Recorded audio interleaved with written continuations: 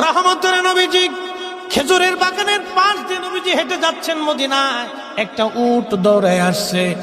উট এসে আল্লাহর হাবিবের কদম মোবারকের সামনে পড়ে মাথা নিচু করে নবীজির কদমের মধ্যে মুখ লাগায় কাঁদতেছে। উটের জবান খুলে গেল। উট কাঁদে আর বলে, ইয়া রাসূলুল্লাহ, ইয়া হাবিবাল্লাহ, নবী গো, আপনার কদমে আমার আরজি। উট, কি জন্য তুমি কাঁদো?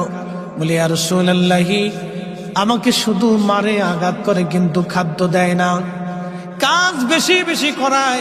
এমন সময় পিছে পিছে ওই মদিনার সেই উটের মালিক দৌড়ায় আসছে। আল্লাহর নবী বললেন, ও উটের মালিক, তুমি কি উটের মালিক? বলে, হ্যাঁ ইয়া রাসূলুল্লাহ।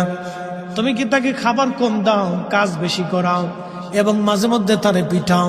বলে, ইয়া রাসূলুল্লাহ, কি করে আপনি জানলেন? বলে, উট এসে তোমার বিরুদ্ধে আমার কাছে অভিযোগ পেশ করেছে। একবার জোরে বলা যাবে কি আল্লাহু আকবার? বিশ্ববিখ্যাত আল্লাহর একজন ওলি ছিলেন, তার নাম হযরত মালিক ইবনে দিনার আল ইরাকি আল বসরি রাহমাতুল্লাহ আলাইহি। হযরত মালিক ইবনে দিনার তিনি প্রত্যেক বছরে মক্কায় হজ করার জন্য ইরাকের বসরা থেকে আসতেন।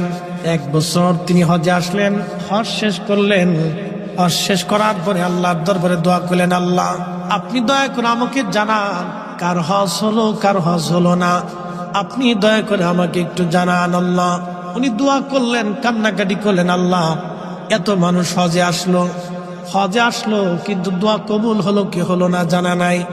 আল্লাহ রাব্বুল আলামিন রাত্রিবেলা হযরত মালিক ইবনে দিনারকে স্বপ্ন দেখাইলেন, মালিক রে, সবার হজ আমি আল্লাহ কবুল করেছি, সবার জীবনের গুনাহ আমি আল্লাহ মাফ করে দিয়েছি, কিন্তু একজন মানুষের দোয়া এবং একজন মানুষের হজ আমি আল্লাহ কবুল করি নাই, এবং একজন মানুষকে আমি আল্লাহ ক্ষমা করি নাই।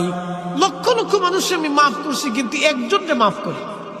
তো মালিক ইবনে দিনার ইরাকি বসরি খুব চিন্তায় পড়ে গেলেন যে ওই একটা লোক যদি আমি হই, তাহলে আমার জীবন বরবাদ হয়ে গেছে। ওলিরা তো সবসময় আল্লাহকে খুশি করার জন্য নিয়োজিত থাকে। একসাথে বলবেন আল্লাহু আকবার। ওলিরা কাকে সন্তুষ্ট করতেন? আল্লাহকে, রসুল।